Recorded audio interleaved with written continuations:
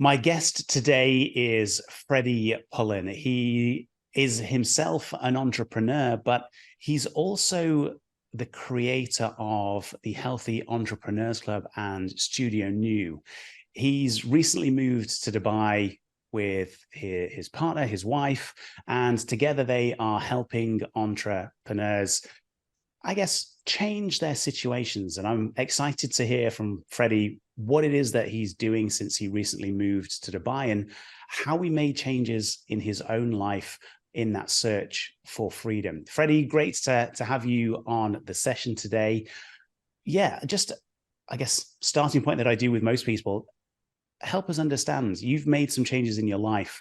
What was the catalyst for that? What caused you to make those changes? You know, moving to a new country is sometimes not an easy thing to do. So what prompted that, and what is it that you are now doing in support of entrepreneurs?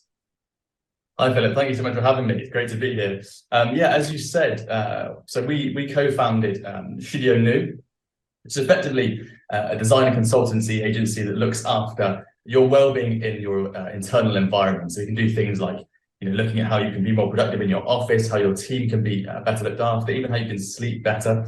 And then from working with that, we're doing some consulting. My background's in FTSE 100 merger and acquisition.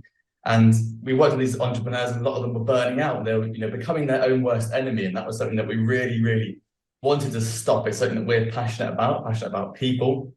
And, you know, you start to look at entrepreneurs, and most businesses fail because of burnout. In fact, 95% fail in the first year because of burnout. And that 5% that continues on in the next 5 years, 60% of those people will fail because of burnout. And burnout is so preventative. You know, there's so much that you can do to stop that and stop becoming your own worst enemy. And by that, I mean, you know, overwhelm, stress, deterioration of relationships.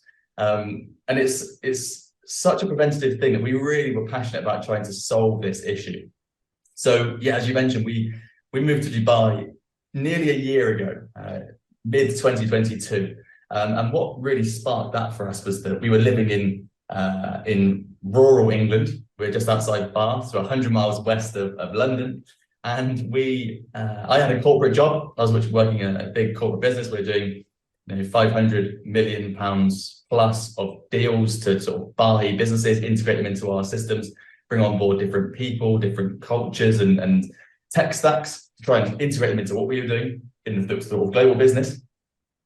My partner, Antonia, she was working as a award-winning interior designer, but then she also had her own business, which is how StudioNu started, really, where she was getting asked to do things to really help other people make money out of their businesses, or sorry, their homes, or help with the branding of their shop, whatever.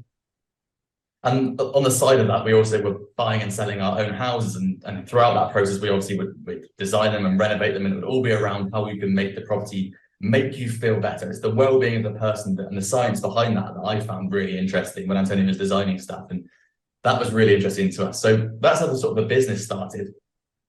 And then May of 2022, we were just going around our normal business. We're just driving across. I was actually driving across to go to a meeting to a trustee of a charity that helps children in less fortunate positions across the world with sort of character development through things like martial arts. And we're on the way over there, these rural country roads, and we were in a car crash.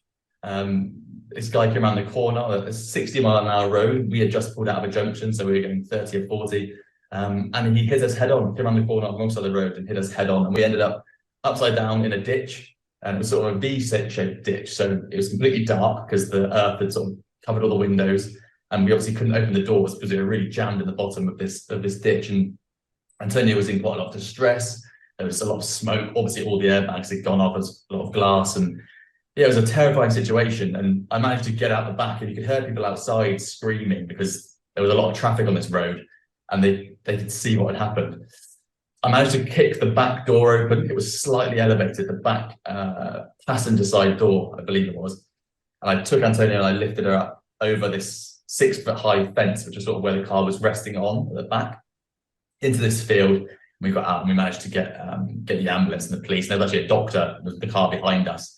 There was obviously loads of witness statements and stuff, and we could see that the other guy had been on his phone, and it was all sorted from a legal standpoint. But the catalyst for us, we were just driving across. I was actually driving across to go to a meeting to a trustee of a charity that helps children in less fortunate positions across the world with sort of And just to mention, we literally had no long-lasting injuries. They were all sort of mental, and we struggled sleeping, some blurriness and vision, that kind of thing. So a couple of weeks, to recover, and then ongoing physio. But the main thing for us was certainly the catalyst that it gave us to make a change. So we'd always been interested in business and in people and in traveling and that kind of thing. And Antonia's family is just half Danish, so we've always thought about living maybe in Copenhagen or somewhere a bit different. And that catalyst of the accident made us think that really could have been the last moment of our lives. We went back to our house to go and get some overnight clothes because we weren't going to stay at our home. We were too shaken up. We were going to stay with family. And our dog was in the house. My laptop was still open. We actually had, the radio was on. We actually left the doors open. It was in the summer. It's a really safe sort of small village. Bit like Dubai, you could leave the doors open, nothing was going to happen. But it was like a time warp. We literally could have died in that moment. And the police and the fire and the ambulance were so surprised that we hadn't. We walked past them and they were saying, how on earth have you got out of that? And so for us, it really was quite an eye-opener. And we'd go back to these doctor's appointments to get x-rays and check on different things that were bruised and could have been broken. And they were saying, how did you get out of that? So yeah, for us, it was really one of those moments where we said, right, we need to make a change. We had what we always call the perfect life. I had a very good job. Antonia had a really good business. We had a property business going on the side. We had family, close friends, holidays, the cars. Why would you make a change? A lot of people would ask us, but I think, we're 26, 27, and it's so easy to get settled into that life where for us, it was becoming a bit easy. And so that catalyst was really quite incredible to go, we can do more than this, and there's more to see here, and why not take a risk? We always talk about when you zoom out, sometimes when I don't know if you've laid on your back and looked at the stars and you feel incredibly small. We were talking about it recently because I was doing a talk to a lot of people, and sometimes you feel a bit nervous, everyone feels nerves. And we're talking about when you zoom all the way out and you realize that we're just a tiny person in a tiny part of the world, in a tiny planet, and you zoom all the way out and you become insignificant. And that always gives confidence to me because I'm like, it actually doesn't matter. Like I'll do it okay, and I will. No one's going to actually care. And so for us, it was just that point of, can we do more? If we take a risk and it fails, there's always something we can fall back on because we put energy and time into running our businesses, into learning, into education, university. There's always something we can fall back on. But it was that step we wanted to take and that catalyst that we needed to sort of let us take the next step and take everything that we've learned and really see where we could go, I guess. Amazing. Yeah. Just that whole experience. Yeah.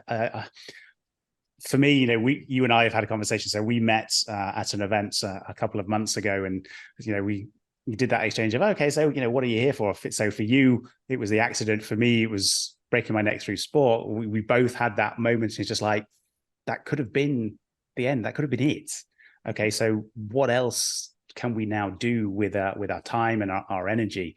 But I think one of the things that I just picked up from what you've mentioned there as well is, and it plays beautifully. It's not like I've teed you up for this, but it plays beautifully into the 12 chains model that I work through. Is you mentioned risk, and yes, that's often one of the chains that holds people back. And you mentioned, you look at a situation and go, I'm small, I'm insignificant, nobody's going to care. So you do away with the fear and other people's perceptions, and you move forward. That's another one of the chains that I talk about. So it's great to hear that, okay, you had that moment in time and it was a catalyst, but you've also then consciously worked through some of those situations to say, yeah, let's try it. Let's move. Let's do something different. There's an opportunity here. We know we can, fall back on things. We've got the education. We've got the experience. Okay, let's go and make those changes. So I'm now interested to, I guess, hear from you and understand. You had a good life. You've told us that you had the cars and the holidays and living close to family and all those things that a lot of people would look for. So what does freedom now mean for you based on the changes that you've made? Okay, you changed country and you started the business with Antonia, but what is it that you now see as freedom in your own life, and what are you still working towards when it comes to freedom? I think that's a great question. I think freedom is so subjective, and there are so many answers that you could give or talk through for freedom, isn't there? Because it's incredibly broad. But for me, I think freedom comes from time and health. Time and health. You've obviously got to put in there a little bit of as an underlay money, because usually money is something that gives you time and not necessarily health, but certainly time. I always thought that if I was going to make a decision, I'd either want to be, successful and build time that way, or literally live as a nomad and not have to do anything, and therefore I also get time, right? There's either ends of the spectrum. So for me, it's certainly time and health. For me, if I can be my own boss, if I can help people, if I can follow my passion of trying to help other people, because I'm 28 now. I've had 5 years of corporate experience, but 3 of those years were incredibly focused on something that most people will never ever be shown or have experience in, which is high level merger and acquisition, looking at product and looking at teams, right? These are incredibly big deals that I was incredibly lucky to be shown and walked through. And so I always talk about experience not being time, but it's actually just exposure, right? If you've been shown a video that shows you how to make £1 billion video step by step for 1 hour, you have got better experience than someone who's tried for 10 years to make a business and it hasn't worked, right? Because yes, they've got 10 years experience, but you've got the exposure that shows you that that's the path. And so I guess what I'm doing there is validating my own self-worth to say that I can do this, I should do this. It then allows me to help other people, follow my passion of benefiting other people, especially entrepreneurs, because I've been around entrepreneurs for a long time. And there's a bravado in entrepreneurship where people have always wanted to say, I'm really good at this, you should buy from me, or, I'm the best at this, whatever. And we're part of some entrepreneur groups in the UK, and they're almost all no pitch zones. So you're not allowed to sell your things. And then you end up coming into the second level of conversation, I think, which is you actually start to get to the feelings in the person, right? People stop trying to sell and they're like, okay, well, what are you like? Do we actually get on a different level? And I think that is the part that I think is really, really powerful, really nice. And that if we can help people on that level, they are far more likely to take the next step to their own success. So the reason I'm linking to that is because I think my freedom is linked to other people's freedom. I generally think that if I had £100 million, I would still be doing what I'm doing because I want to help other people. I think there's that dopamine hit from other people's success. Like when you give gifts, right? If you give a gift, if you take a gift from someone, and maybe your grandma gives you a gift at Christmas or for your birthday, and you feel a bit awkward because you've got to open a gift, you're going to have to show the proportional amount of thanks to that person. And it's an amazing feeling getting a gift, but it is so much nicer to give a gift and have that dopamine hit and that appreciation put upon you. And I think that's part of my freedom. Time and health are certainly the pillars, because I really want to be healthy for my whole life. The Health Entrepreneur Club is about keeping your health as a fundamental. When you start a business or you grow a business, go to the basement first, build the foundations of health, then grow up, just like you would do a skyscraper. Don't go straight up to the top floor. And then time obviously allows freedom. It allows me to do what I do, but that would mean spending more time with friends and family, or not but as well, that means I can spend more time with friends and family. That's, for me, freedom. It's really important for me. I wouldn't say an extrovert, but I'm certainly, if you do Roger Hamilton's genius test, I'm in the blaze section. So I thrive off of being around people watching, socializing, ideation, that kind of thing. So yeah, freedom for me is around time and that kind of thing. But certainly if I can then explore and allow other people to have freedom, or certainly avoid the pitfalls on their way to achieving their own freedom, that for me is happiness. Nice. Yeah. So what I hear from that is I guess it's time and contribution. If we were to Totally. say, sum it up and say, you know what, if you have time, freedom, you can contribute more. If you contribute, you feel good about yourself and the fact that you're helping other people. Everything else potentially falls out of that, the money to be able to do things and everything that goes with that. So interesting to hear you say that. I was, for me, yes, contribution is now something that I'm focusing on following my injury, and it has become one of my highest values of how I want to spend my time and energy. A lot of people think about, and actually, okay, I fall into this trap and position time, money, location as three of the key fundamentals for freedom. So it's great to hear you actually say, what, for me, contribution is actually what helps me feel free. The fact that I can feel like I'm making a difference in someone else's life, and a positive difference in their life. And I think it's great to hear that. When I spoke to Karen on a previous episode, she's a spiritual advisor. For her, some of the people that she coaches, they like the 9 to 5, they like the structure. But for them, freedom is being in a position where they can continue to grow, they can continue to learn.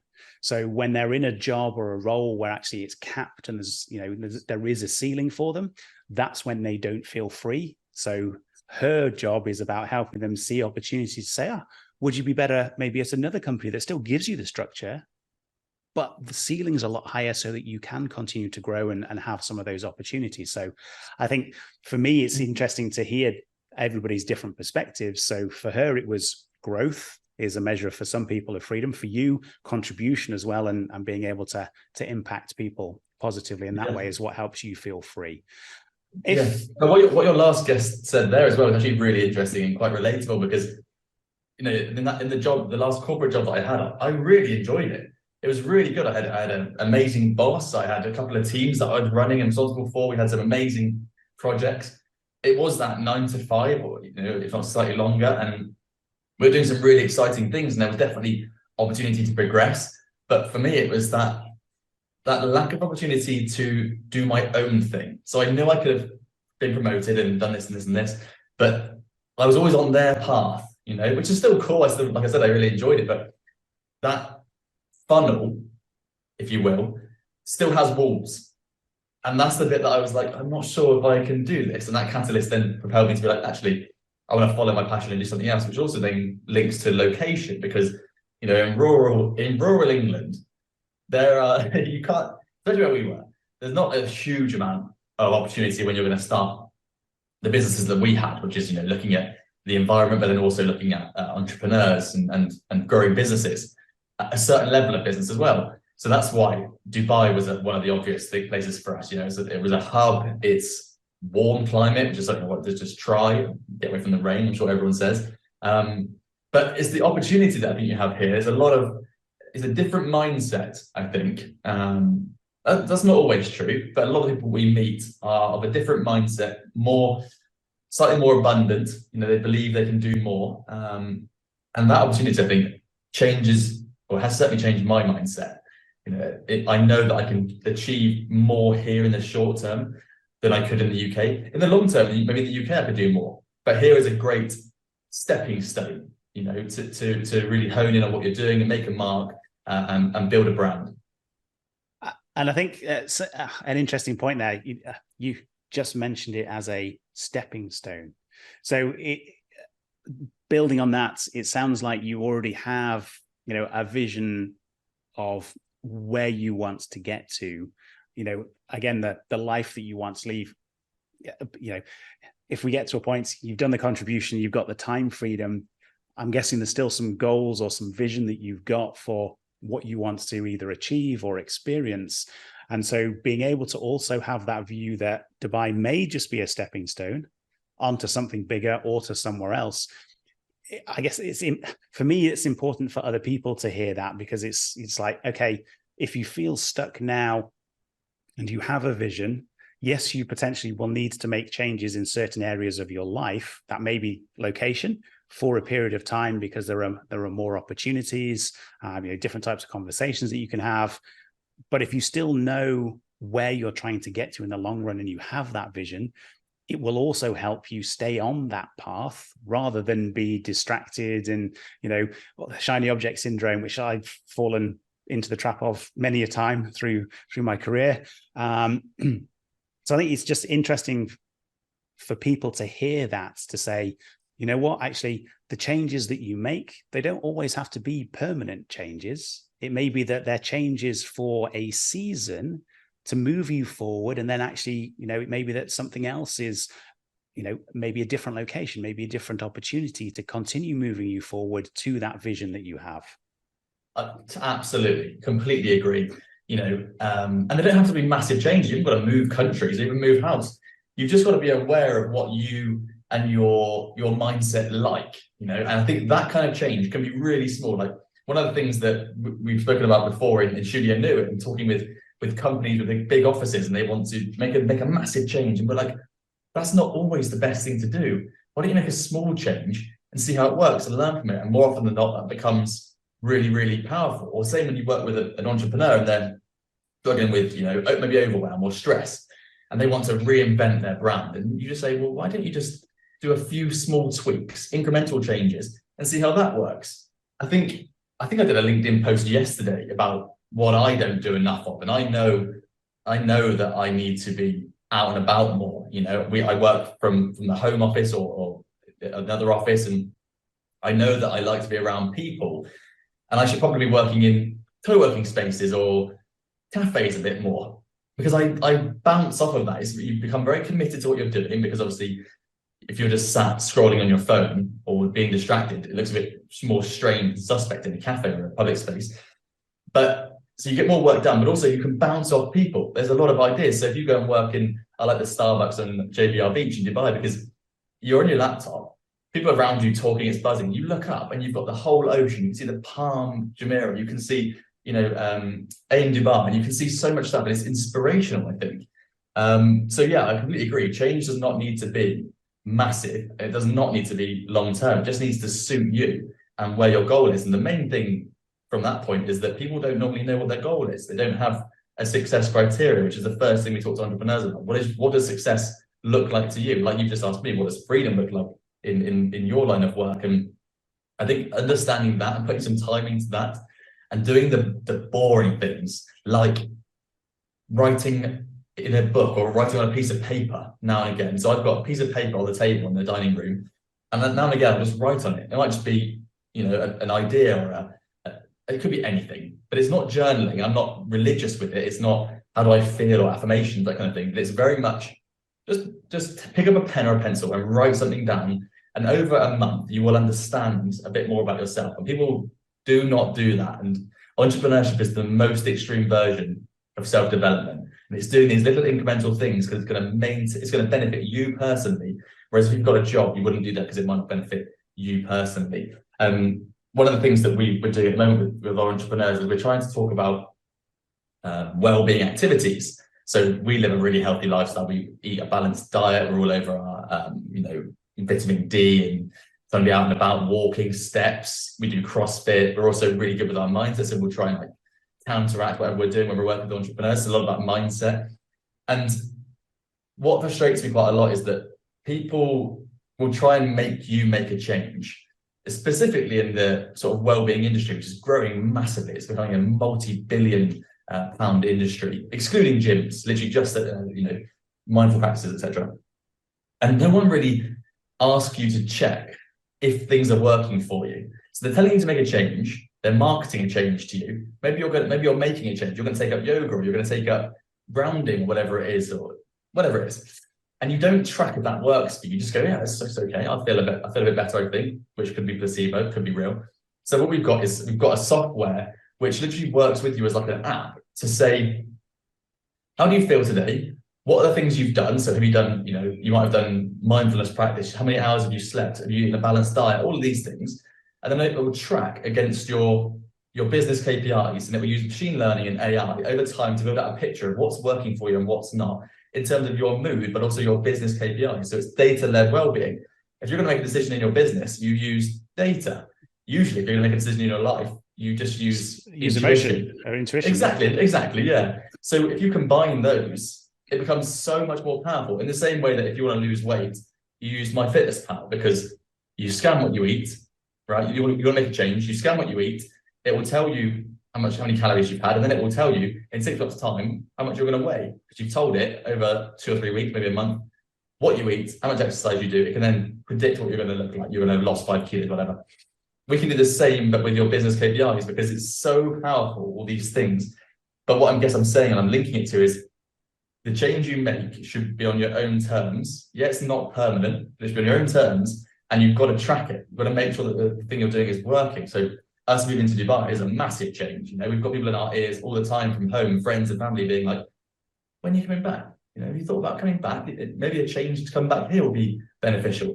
So we have to track it ourselves and make sure that what we're doing now and constantly is the right decision. And I think the more data you have on yourself, the more data you have on your business, obviously, the better and the further you'll be able to go. And you can, there's so many people you can look at to understand that, like people like Alex Hormozy or Gary Vee, those really big successful entrepreneurs who balance their health and their business. It's really about understanding, really, isn't it? Change is fantastic if you understand it.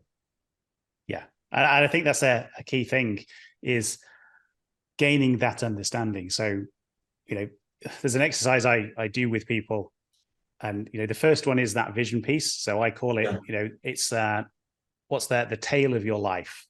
So tail is a model. It's time, activities, location, and experiences. What are those things at a basic level that you want to have, see, experience, or do? And then, you know, one of the 4 steps that I take people through for breaking the chains is about understanding. Sometimes it's about understanding a situation, but it's also about understanding you as an individual, what makes you feel good, feel bad, you know, light up with passion or opportunities. It's like, okay, once we can understand those, now we can start to make changes. Okay, what are the things that drain you? Okay, maybe they're things we need to change. Maybe they're the first things that we look at changing, whether that is, you know, the habits that we have, the relationships that we have, you know, any of those sorts of things. So it's interesting that you're then combining that with tech to, you know, monitor that and say, okay, yes, the changes may be small changes that we make, but if we can monitor them in a more structured way, we'll also be able to see how much of an impact they're having over a period of time. So yeah, an interesting way of looking at that, I guess, that dynamic of making change to move forward. Totally. We've covered a number of different areas today. Obviously, your backstory, what you're now doing, the changes that you've made, and you know, how you view freedom for you in your life through contribution.